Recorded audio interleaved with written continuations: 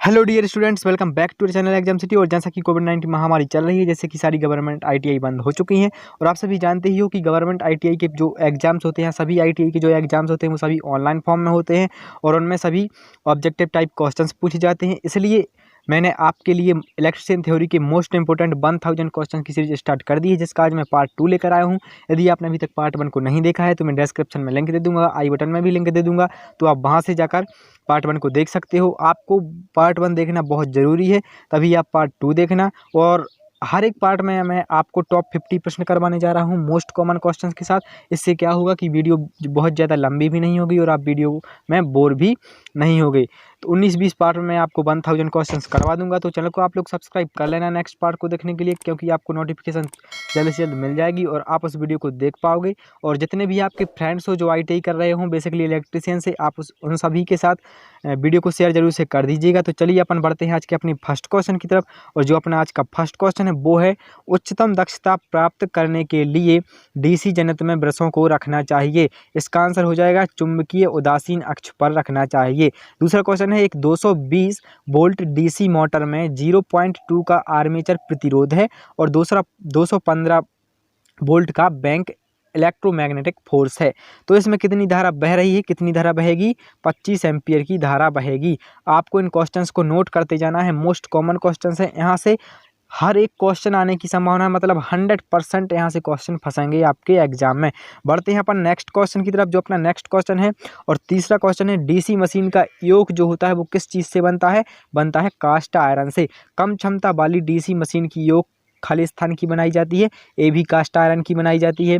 परिणाम मित्र star delta संयोजन में प्राइमरी फेज वोल्टेज क्या होता है? तो इसका आंसर देख लेते हैं, VL/3 होता है मेरे भाइयों, VL/3 होता है। प्राइमरी परिपथ की 100 से 200 एम्पियर विद्युत धारा को केवल 1 या 2 एम्पियर विद्युत धारा परिवर्तित किया जाता है, धारा परिणाम मित्र कहलाता है। बढ़ते हैं नेक्स्ट क्वेश्चन की तरफ। जब दो ट्रांसफॉर्मर समांतर क्रम में काम कर रहे हैं तो वे किस के आधार पर लोड बांटेंगे? तो इसका आंसर क्या हो जाएगा? KVA rating. KVA rating, kilo voltage ampere rating इसको कहते हैं। 8वां क्वेश्चन है, यदि कोई डीसी शंट मोटर लोड रहित अवस्था में कार्यरत है और उसकी फील्ड वाइंडिंग ओपन सर्किट हो जाए तो क्या होगा? मोटर की घूर्णन गति बढ़ जाएगी, यानी कि उच्च हो जाएगी। यदि आर्मेचर वाइंडिंग के पोलों की संख्या कितनी है? 2 है। आर्मेचर वाइंडिंग के पोलों की संख्या कितनी है? 2 है। तो समांतर पथों की संख्या कितनी होगी? समांतर पथों की संख्या भी 2 होगी। ठीक है, बढ़ते हैं नेक्स्ट क्वेश्चन की तरफ। डायनामोमीटर प्रकाश के यंत्र में स्थिर रखा जाता है धारा कुंडलियों को। तापीय बिजली प्लांट में प्रयुक्त होने वाले कोयले में राख की मात्रा क्या होती है? राख की मात्रा 20% होती है। कितनी परसेंट होती है? करीबन 20% होती है। रिले का मुख्य कार्य क्या है? रिले का मुख्य कार्य होता है फॉल्ट को ढूंढना। कंपाउंडेड डीसी जनरेटर का एक उपयोग कौन सा हो गया? इलेक्ट्रो प्लांटिंग के लिए। आप लोग यदि अभी नोट नहीं कर पा रहे हो क्वेश्चंस को तो पहले आप वीडियो को पूरा देख लो, उसके बाद आप वीडियो को पॉज कर करके दोबारा से क्वेश्चंस को नोट करते जाना, इससे आपका रिवीजन भी हो जाएगा। 14वां क्वेश्चन है, नमी सोखने के बाद सिलिका जेल का रंग कैसा हो जाता है? तो इसका आंसर क्या हो जाएगा? नीला। नमी सोखने के बाद सिलिका जेल का रंग कैसा हो जाता है? नीला हो जाता है। यदि किसी कार्यरत डीसी सीरीज मोटर की फील्ड वाइंडिंग अचानक क्या हो जाए? ओपन सर्किट हो जाए तो क्या होगा? मोटर रुक जाएगी। यदि खुला सर्किट हो जाएगा तो मोटर रुक ही जाएगी, सिंपल सी बात है। खुला परिपथ परीक्षण द्वारा खालिस्तान का मान ज्ञात किया जाता है। खालिस्तान का मान ज्ञात किया जाता है। किसका मान ज्ञात किया जाता है? आयरन लॉस का मान ज्ञात किया जाता है। थर्मिस्टर का प्रतिरोध तापमान वृद्धि से डैश घटता है। क्या घटता है? घटता है। किसी थर्मल पावर प्लांट की दक्षता कितनी होती है? किसी थर्मल पावर प्लांट की दक्षता होती है करीबन 35%, 35% इसका आंसर हो जाएगा। वैद्युतिक मापक यंत्रों की कंपनी के निर्माण के लिए सबसे उपयुक्त धातु कौन सी है? सबसे उपयुक्त धातु हो जाएगी फास्फर ब्रांज। Phosphor bronze.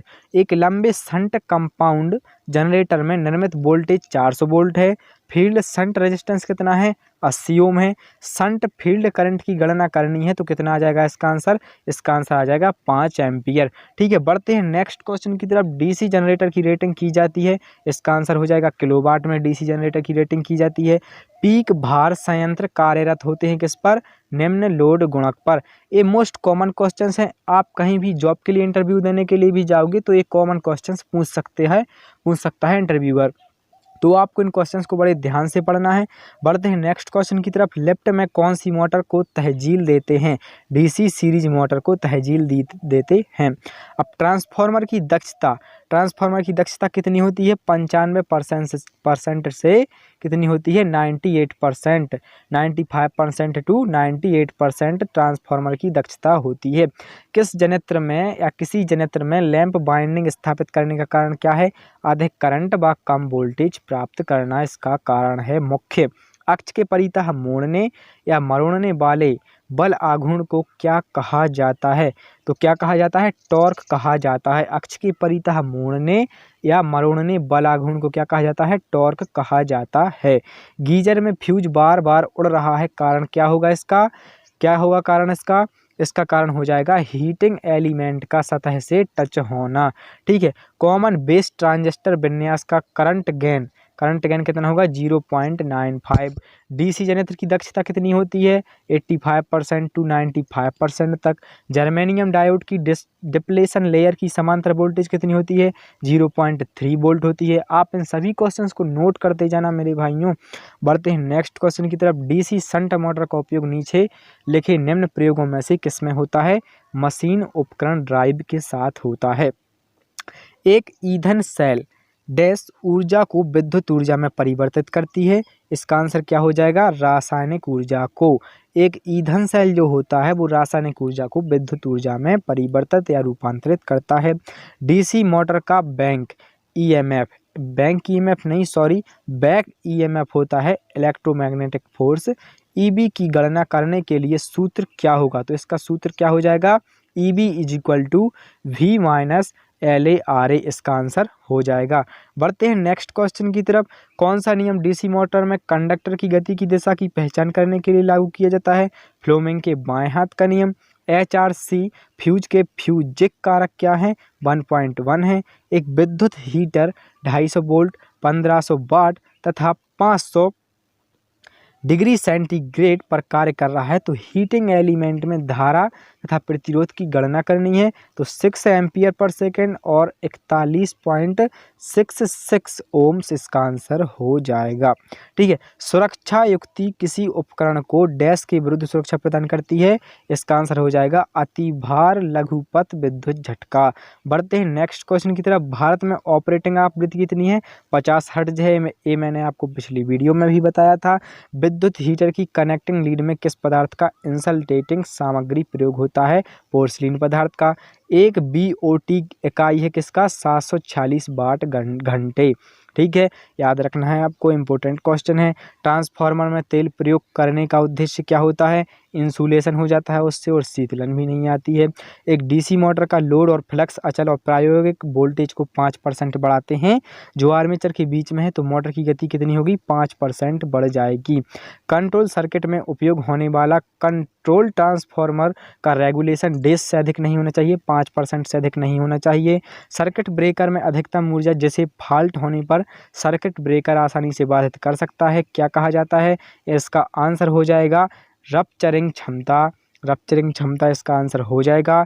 यदि आपने अभी तक वीडियो को लाइक नहीं किया है तो वीडियो को लाइक कर लो और आपके जितने भी दोस्त हों जो इलेक्ट्रीशियन से ITI कर रहे हों सभी के साथ वीडियो को शेयर कर दो, जिससे आपके साथ उनका भी भला हो जाए और वो इन क्वेश्चंस को पढ़ लें और नोट डाउन भी कर लें। और आप चैनल को सब्सक्राइब जरूर से कर लीजिएगा नेक्स्ट पार्ट देखने के लिए। उससे क्या होगा कि आपको नोटिफिकेशन मिल जाएगी और आप उस वीडियो को सबसे पहले देख पाओगे और जल्द से जल्द देख सकोगे। यदि आप बाई चांस भूल भी जाते हो वीडियो देखना पढ़ना, वैसे आप नहीं भूलोगे, यदि भूल भी जाते हो तो आपको नोटिफिकेशन के जरिए याद आ जाएगा और आप उस वीडियो को देख पाओगे। तो सब्सक्राइब करके नोटिफिकेशन बेल को ऑल पर सेट आप जरूर से कर देना और आपके जितने भी फ्रेंड्स हैं उनके साथ वीडियो को एक बार शेयर जरूर से कर देना। बढ़ते हैं नेक्स्ट क्वेश्चन की तरफ। एक मीटर ब्रिज में संतुलित अवस्था में 1 = 25 सेंटीमीटर 2 बराबर 75 सेंटीमीटर और ज्ञात प्रतिरोध 60 ओम हो तो अज्ञात प्रतिरोध का मान कितना होगा? 20 ओम होगा। ठीक है, बढ़ते हैं नेक्स्ट क्वेश्चन की तरफ। डीसी जनरेटर का कार्य सिद्धांत क्या होता है? फैराडे का विद्युत चुम्बकीय नियम डीसी जनरेटर का कार्य सिद्धांत होता है। 1 किलोवाट घंटा KW 1 किलोवाट घंटा मापी यंत्र को निम्न से किस वर्ग में रखा जा सकता है? इंटीग्रेटिंग वर्ग में रखा जा सकता है। डीसी 3 पॉइंट स्टार्टर के हैंडल को चालू अवस्था में अपने पास चिपकाए रखती है, NVC चिपकाए रखती है। बर्कहासन के अनुसार फेज शिफ्ट का मान कितना होता है? 0 होता है। बर्कहासन के अनुसार फेज शिफ्ट का मान 0 होता है। लास्ट क्वेश्चन है, जब प्राथमिक और माध्यमिक वोल्टेज एक ही वाइंडिंग से प्राप्त हो रहे हों या हो रहे हैं उस ट्रांसफार्मर को क्या कहा जाता है? उस ट्रांसफार्मर को ऑटो ट्रांसफर कहा जाता है। तो यहाँ पर अपने आज के क्वेश्चन समाप्त हो जाते हैं। यदि आपने अभी तक पार्ट 1 नहीं देखा है तो आप पार्ट 1 जरूर से देखना और अपने दोस्तों के साथ वीडियो को ज़्यादा से ज़्यादा शेयर करना और चैनल को सब्सक्राइब कर लेना। बेल नोटिफिकेशन को ऑल पर सेट कर देना नेक्स्ट पार्ट देखने के लिए। मिलते हैं नेक्स्ट वीडियो में, तब तक के लिए नमस्कार, बाय बाय, जय हिंद, जय भारत।